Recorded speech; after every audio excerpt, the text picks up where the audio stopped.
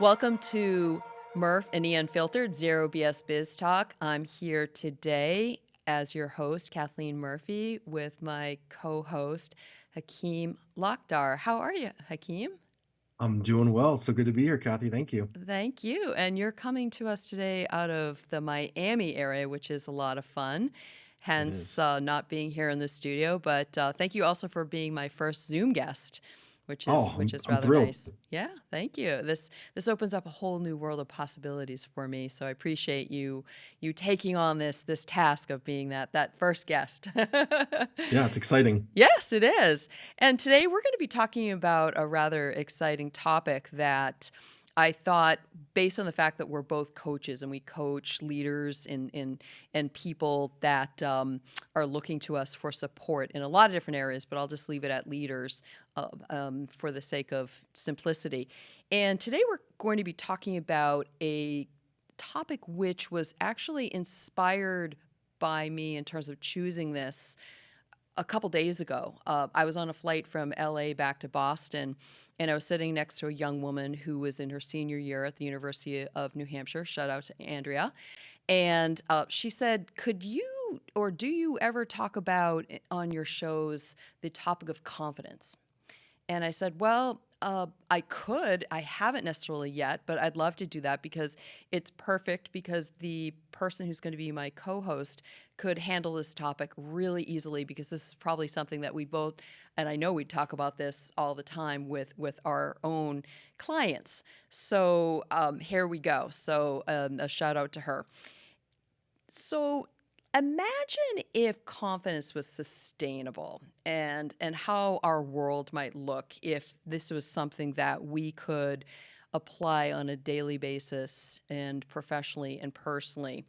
And imagine also how we might look at the world differently if we had an immense amount of confidence. So I was thinking back to my own life in terms of when I realized that confidence was a concept. And it goes back a long way, it goes back to when I was in second grade and I was in a math class. I was called to figure out an equation in front of the class, had no clue about how to go about doing that, and realized emotionally that I was scared and I was embarrassed and I started crying. And then I Mm. realized, probably not until much later, because I probably wasn't even thinking the word confidence came into play at that point. But I realized upon looking back that that was the first time that my confidence was challenged and cracked. And I thought to myself, gosh, I really didn't like that at all. So, how do I, in my life, sort of going forward, go fix that and adjust that? So, I think you'll agree with this that confidence and building upon it is a lifelong commitment. It ebbs and flows, but you don't ever fully lose it, although you might think that you have. So I'm excited to kind of get into this with you, and I was just also thinking, and I know that you have young young people in your family. I won't Yep. go into the details on that, but I imagine that even at the age where they're at, you see different levels of confidence or confidence coming out with them. So, question for you: when was the first time that you realized that confidence was an actual thing, and what did that look like for you? Yeah. No, thank you. I think as you were telling your story about being in second grade, I went immediately back to so my younger years, I lived in Kuwait and Saudi Arabia with my mother and father. My brother was born in Saudi Arabia. I And didn't know then that. around the age Cool. that I was starting school, Mm-hmm. we moved back to the United States. But I had gone to K1 and K2 in Kuwait. Mm. So when I came back, I was around the age of what we start kindergarten around 5 or 6 here. Right. And when I started kindergarten, they said, "You've already done all this stuff in K1 and K2. We're gonna just move you up to first grade." And this Okay. wasn't like, there wasn't like this was a conversation. Are you comfortable with that? Are Right. you prepared for that? It was just this Here conversation you go. probably between administrators and my parents. Right. And sure enough, I was in one class one day and I was in another class the next day. And I moved into first grade. It was a brand new class, brand new kids, and they were all older than me, and they were doing things that were slightly more advanced than I was prepared to do.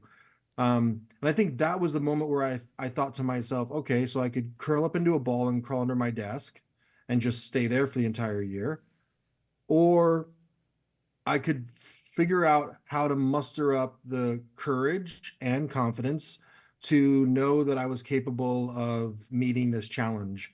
And of course, I'm articulating that in this way now, but as a little Sure. kid, I was just thinking, yikes, where do I even begin?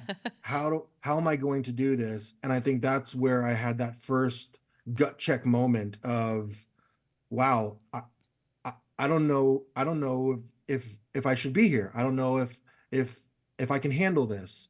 And it then put me in a position where I had to choose. And I think that's where I started to actually explore self-confidence and what confidence meant to me.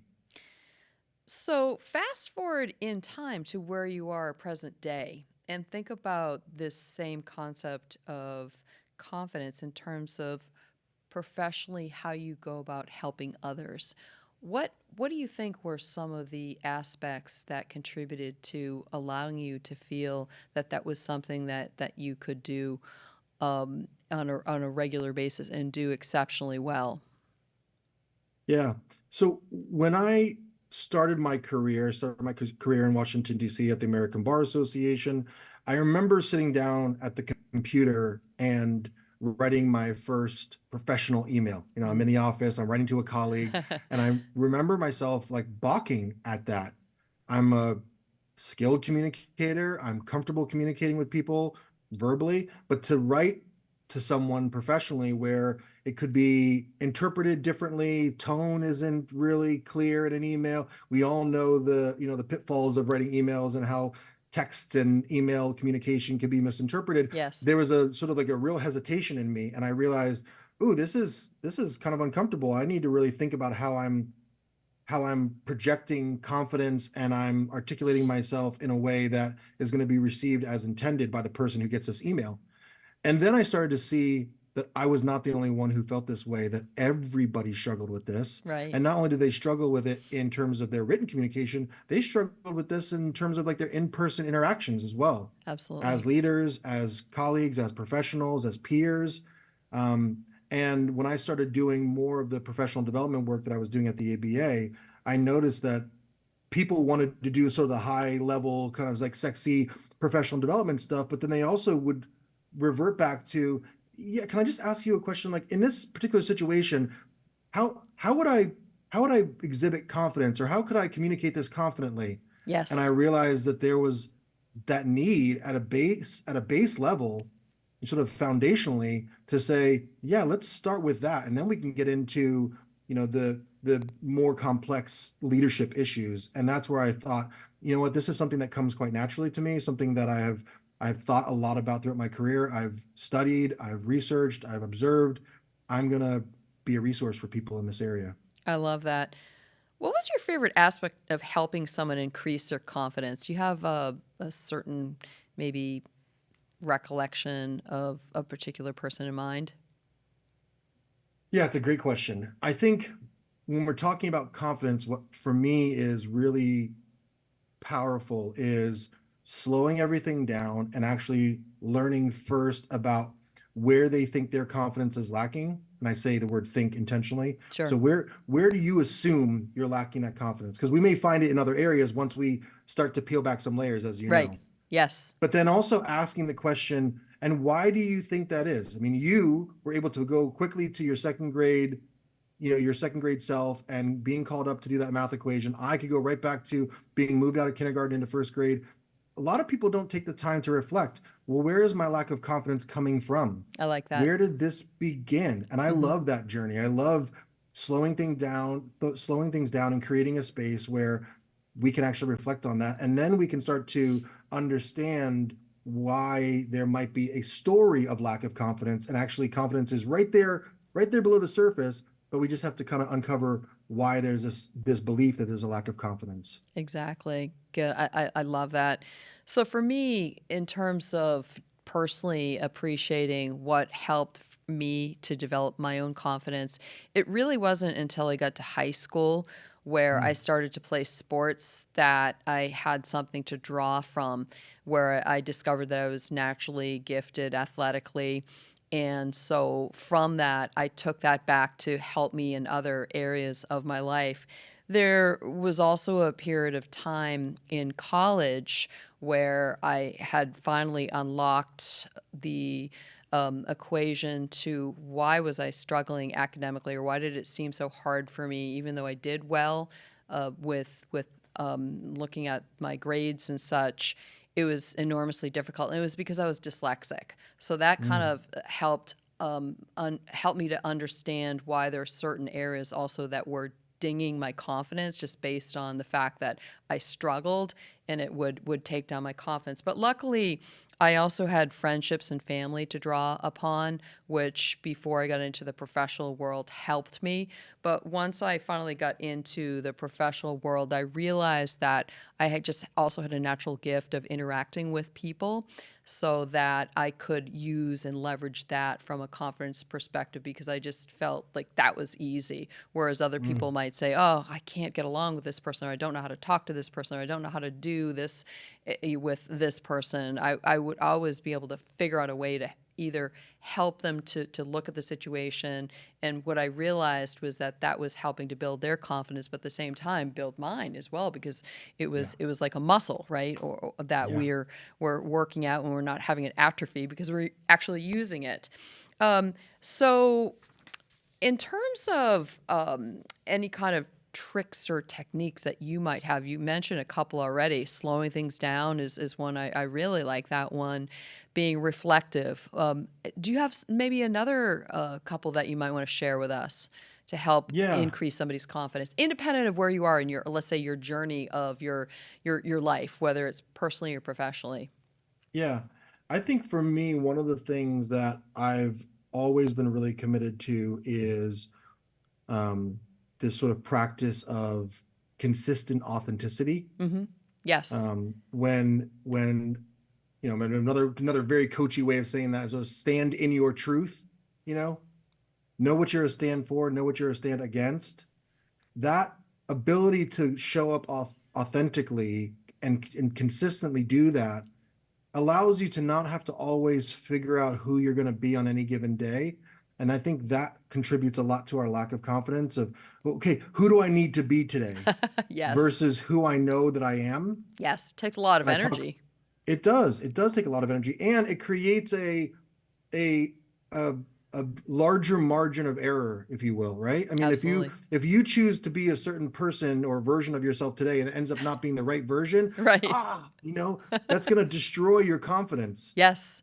Yes. because you're going to think, oh, I thought that I was going to show up in this way and it ended up not being the right approach. But if you're showing up as you every day consistently, then it may work sometimes, it may not, and that's okay. But at least you know that you're committing to who you are and building who you are every day, which then in turn builds your confidence. Absolutely. So I have a small little story relating to a client that I Yeah. was working with who was in management. And I was brought in to help support this team because they were really struggling. It was a sales team, and they had not hit their number in 10 months, which puts a lot of pressure on somebody, Yeah. especially the manager. And part of the reason really had to do with the fact that this young manager had been put into the position without any kind of coaching or mentoring to be set up for success. And he was just basically given a group of people to figure out how to make things happen. And obviously that wasn't working out so well with that particular model. So they said, can you come in and help this person take a look at the situation, evaluate, and see what you think we need to do to help them out through you. So I come to find out awareness was something that he was really struggling with. He really didn't know who he was. He Yeah. couldn't be authentic because he really didn't appreciate his own persona. He hadn't really slowed down to take stock of what that looked like. So the first thing that I did was to help him to identify as a Gallup strengths coach, I start there. What are your top Yeah. five strengths? Let's start there and have conversations relating to that and coach you based on that process. Then the next step was really to allow this person to then appreciate those talents of the people on his team, so he would know how to interact with them, communicate with them, how to boost their motivation and confidence through his own confidence increasing. And within 4 weeks time, they hit their number. Wow. Yeah. And so it was amazing, and really what it boils down to is the fact that this poor person had zero confidence and was coming up against challenge after challenge each month, looking at the number and not making it. But then having his confidence built up over the course of 4 weeks' time, it really turned things around. And it turned it around for the rest of the team as well, because then they had more confidence that he inspired in them. So they rallied and produced and continued to produce. I stayed on with this particular team for another couple of months, and I actually kept trying to fire myself out of the position, because I said, you guys have got this. Like, I've taught you how to ride your bike. You're good. Your training wheels are off. You don't need these Yeah. anymore. You don't need me, but you know how to get in touch with me if you need me. So that was a really cool experience for me, and it was something that made me also realize that I was gifted in this area. One of the things that I love seeing happen for people in terms of increasing their confidence is the fact that they're willing to take more risks. They're also able to reduce their fear level, because let's face it, fear and confidence can sometimes go hand in hand. Yeah. And then basically seeing them thrive. We've both had the great pleasure of working with clients, leadership clients, to see them go from a certain starting point to actually really thriving. Yeah. Probably when they came to us, they may not have been thriving to the place where they would want to be thriving. Yeah. But positionally, that's kind of like just gives me just so much joy, and I'm sure the same for you. Same. Yeah. Yeah. Absolutely. It makes me think back to a client. I'll just quickly share, who came to me and was in this position where he felt like everything was being done to him, Yes. that everyone was Victim mentality. judging him, Yes. and what it was doing to his confidence was just destroying it daily because of Yes. this mindset. Right. And it was really detrimental to his success and his clarity around his vision and where he wanted to take his career. And it was this idea that everyone was looking for a reason, a justification for why he wasn't good enough. Sure. And that was his story. Ah. And once we got him out of that story, he started to realize that he had a lot of value, that he was actually valued by his colleagues and by his organization. And then once he started to see those truths and what he had to offer, he was thriving, as you mentioned. I mean, truly thriving, and then ended up moving himself up and then out of the organization to a dream job, a dream arrangement, dream title, dream salary. And then this person ended up calling me recently. We'd finished our engagement and said, can we hop on a Zoom call real quickly? I just want to show you my first performance review. And the performance review was essentially a complete 180 from what they had experienced in their former life, we'll say, in that version of themselves, because now they were being seen as this confident leader in this very ambitious and assertive and caring and committed leader. And all of that came from them just sort of moving some things out of the way so that they could be confident in the way that they knew they could be. That's phenomenal. I love that story. That is such a good story. I have some tips for people that I'm going to Yeah. share that relate to increasing their confidence abilities. So the first one is to find one thing that you're good at. It doesn't matter what it is, and then to focus on becoming exceptional at it and draw from this like it's your confidence battery.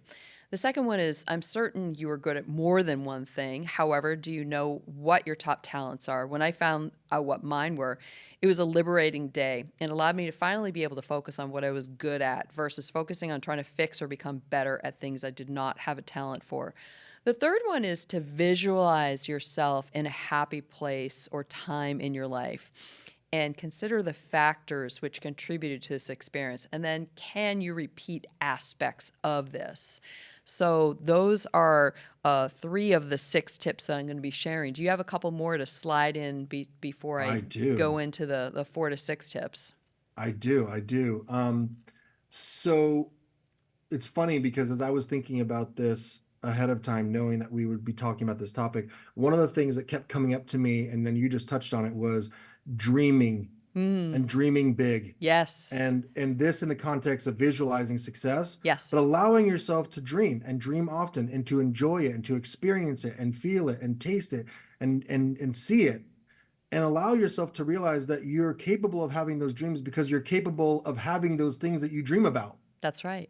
That's right. And when we allow ourselves to do that, it sounds a little, hippy dippy in that, well, sort of like if you build it, they will come. But like there is a self-talk element to that, Without a doubt. where when we're showing ourselves that this is what we desire or this is what we want to achieve, we're putting in the idea in our minds that we're capable of achieving that.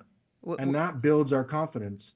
Another without one a that I doubt. have that I sort of I think probably encompasses all the ones that you shared is just catching when we find ourselves slipping into a fixed mindset Yes. and trying Yes. to move ourselves back into a growth mindset, Absolutely. seeing setbacks and challenges as opportunities, and not necessarily opportunities to quote unquote fix something, but an opportunity to learn Yes. about ourselves, our strengths, our fears, our vulnerabilities, our weaknesses, to understand that this setback or this challenge isn't telling us that we're not good enough or that we're going the wrong way. It may actually be telling us this is exactly the way we should be going. Without a doubt, without a doubt. So this summer, I think I shared with you that I became an NLP coach, a neuro-linguistic programming coach, which Tony Robbins is famous for. So the aspects that you were talking about earlier really contribute to the Yeah, success people have using that model, and I just love it. So I can't speak highly enough in terms of how it actually really works as well. it does. Yeah. So it does. So some of the other tips that I have are: do you surround yourself with people who build you up or tear you down?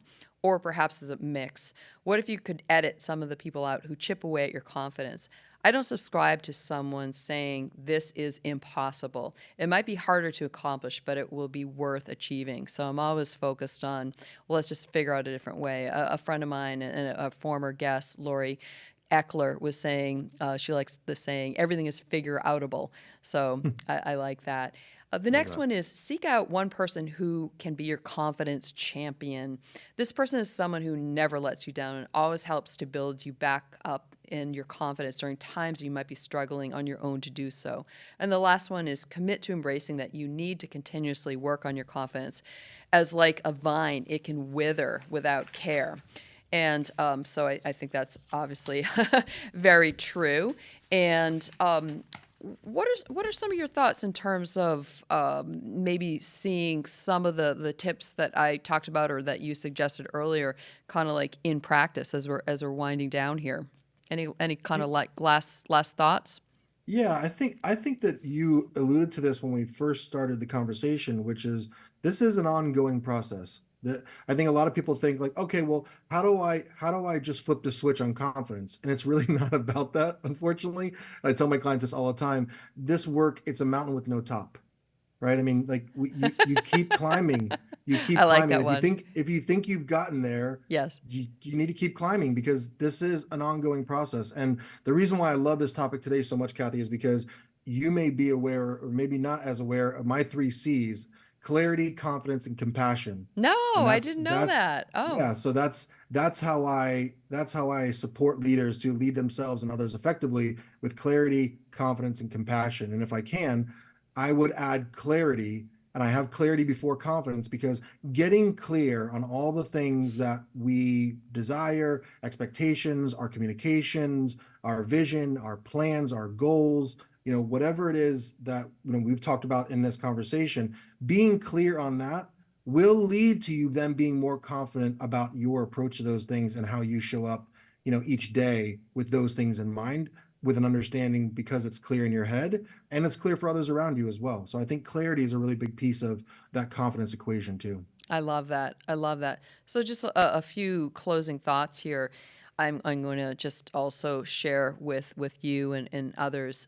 Investing on increasing your confidence always pays off. We know that. We see that on a regular basis given the Yeah. type of work that we do as coaches.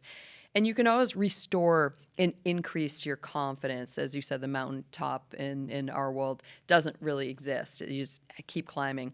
And lastly, confidence can positively impact mental health. And I think that that's something that I just want to underscore, because that was actually one of the topics of conversation that I was having with this UNH student about how it tied to confidence, was that it does have a often negative impact on somebody's mental health, but it can conversely impact it in a positive way when you're getting it right. So that brings us full circle today. I can't wait for you to be a guest on my show again, because I know that I there can't are wait. 1,001 topics that we can cover.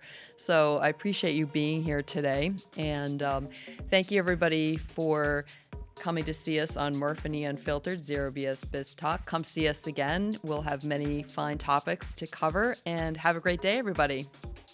Take care.